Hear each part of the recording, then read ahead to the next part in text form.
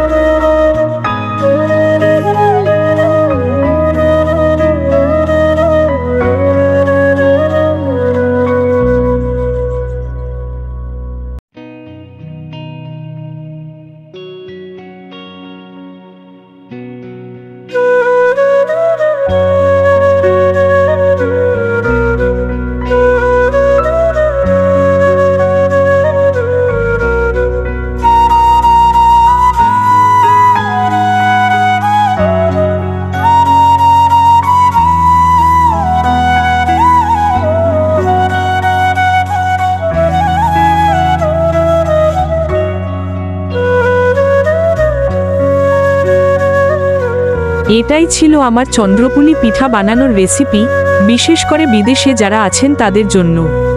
আশা করি আপনাদের ভালো লেগেছে। শীতের এই সময়ে বাংলাদেশি স্বাদ উপভোগ করুন।